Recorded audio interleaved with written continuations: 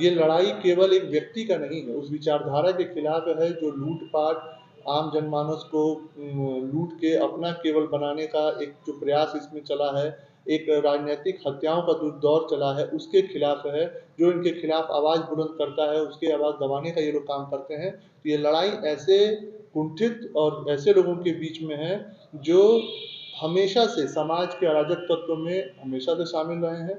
चाहे वो मुख्तार रहे हों, जिनके पे 65 से अधिक मुकदमे हों, चाहे वो अफजाल रहे हों, जिनके पे अभी खुद सजा याफ्ता हैं और 22 से अधिक मुकदमे हैं, चाहे उनके दोनों पुत्र हों, चाहे मन्नू अंसारी हो, चाहे जो भी व्यक्ति हो, जो इस तरीके के अराजक तत्व हैं, उनके खिलाफ हमेशा लड़ाई हमारी बुलंद रहेगी। दर्शकों, खबरनवीस में आपका स्वागत है। अगर आपने खबरनवीस को सब्सक्राइब नहीं किया है तो इसे जरूर सब्सक्राइब करें और लेटेस्ट खबरों और अपडेट्स के लिए बेल आइकॉन को भी जरूर दबाएं। देखिए, मकसद यही है कि अपने एक जिला के सांसद हैं और कुछ दिनों से मैं उनका बयान सुनने में आया है और उन्होंने जिस हिसाब से इस उत्तर प्रदेश सरकार के उप मुख्यमंत्री के बारे में जो टिप्पणी की है, मेरा मानना है कि वो काफ़ी निंदनीय है।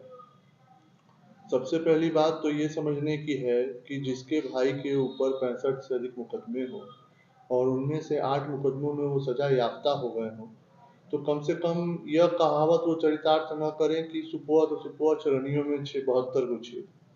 उनको पहले अपने गिरेबान को देखना चाहिए और एक ऐसे गरीब परिवार का आदमी जो एक किसान का व्यक्ति है, पुत्र है, जिसने अपने राजनीतिक संघर्ष से, ठीक है उनके ऊपर मुकदमे या आरोप लगे हुए हैं, लेकिन कम से कम उनको अपने घर को पहले झाँक के और उप मुख्यमंत्री श्री केशव प्रसाद मौर्य जी के बारे में ऐसा बयान देना चाहिए था। तो मेरा मानना है कि कम से कम वो इन सब चीज़ों का ध्यान रखें और एक गरीब के और ऐसे मौर्य वंश के जो शिरोमणि हैं इस प्रदेश के, जो गरीबों के जो आवाज़ उठा रहे हैं विधानसभा में, कम से कम उनके बारे में ऐसी अमर्यादित टिप्पणियां न करें।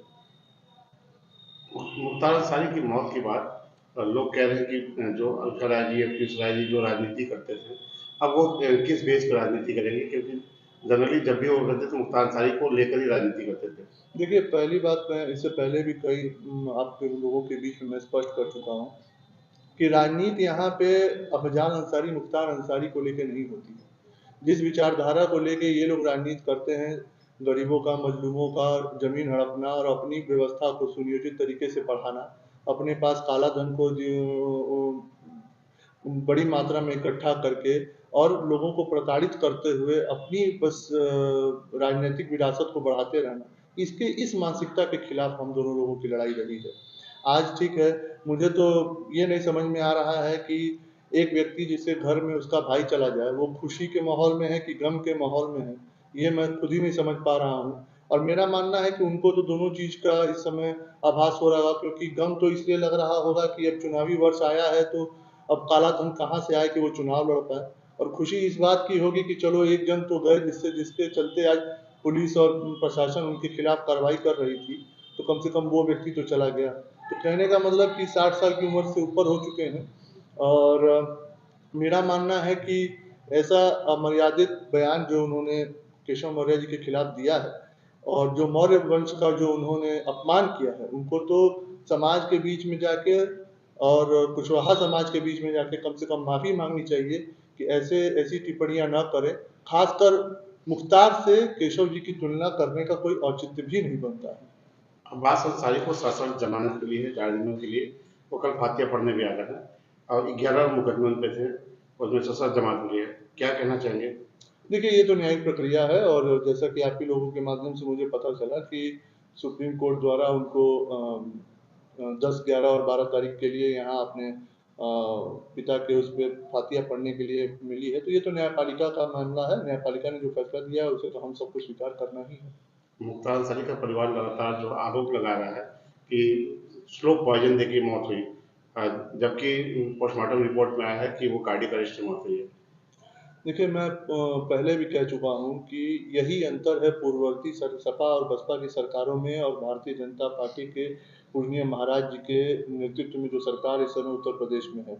ये देखने की बात है कि जैसे ही ये संदेहास्पद स्थिति में जो इन लोगों ने आरोप लगाए, तुरंत उसकी न्यायिक जांच हो गई बिना इनके मांगे। वहाँ की बांदा के कोर्ट ने भी उस पे जाँच के लिए आदेश दिए हैं, वहाँ के डीएम ने भी आदेश कर दिया।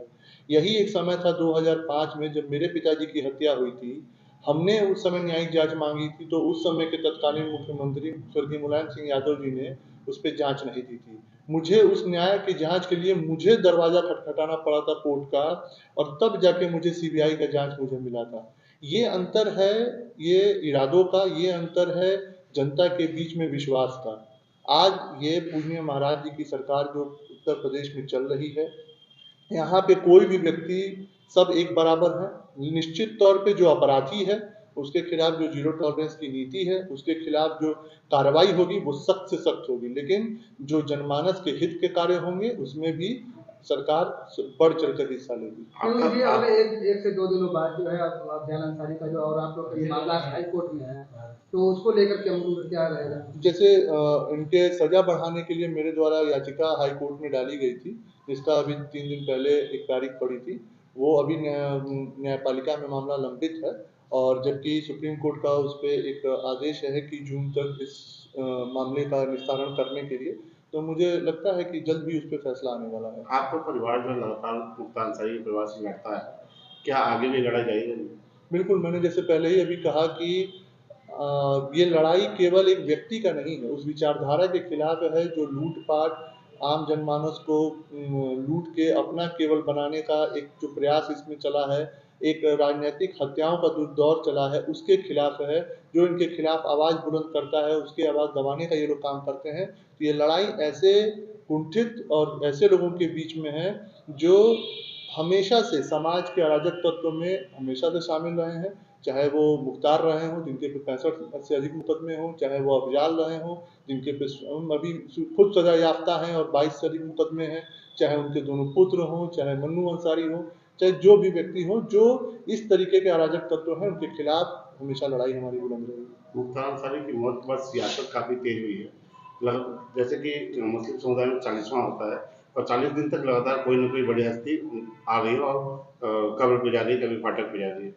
तो क्या नहीं लगता कि राजनीतिक इसका सियासी लाभ लिया जाएगा? देखिए, मैंने उसी पे कहा ना कि कहीं न कहीं अफ़ज़ाल अंसारी को तो गम भी है और खुशी भी है। कभी आपने भी देखा होगा कि अखिलेश जी आए थे और एक हम लोग के यहाँ कहावत है ना, कहतरी का दही लगा के सजाओ दही उनको खिला रहे हैं। और जबकि हमारे आपके अगर घर में कोई गुज़रता है तो हम लोग 12-13 दिन अन्न नहीं छूते हैं। तो कहीं न कहीं उनको इस बात की खुशी भी है कि एक अपराधी चला गया। शायद कहीं न कहीं गम भी है कि उनके चुनाव का खर्चा कौन उठाएगा। तो मैं मानता हूँ कि ये एक पूरा राजनीतिक स्टंट है और सबसे बड़ी बात ये है कि इसको अब वो लोग क्या समझते हैं, वो खुशी के माहौल में है कि गम के माहौल में, तो इसकी अच्छे व्याख्या। अगर आपने खबरनवीस को सब्सक्राइब नहीं किया है तो इसे जरूर सब्सक्राइब करें और लेटेस्ट खबरों और अपडेट्स के लिए बेल आइकॉन को भी जरूर दबाएं। दर्शकों, कोरोना फिर पांव पसार रहा है, इसलिए आप कोरोना टीका लगवाना सुनिश्चित करें और कोविड प्रोटोकॉल का पालन भी जरूर करें, क्योंकि कोरोना से बचाव ही एकमात्र कारगर उपाय है।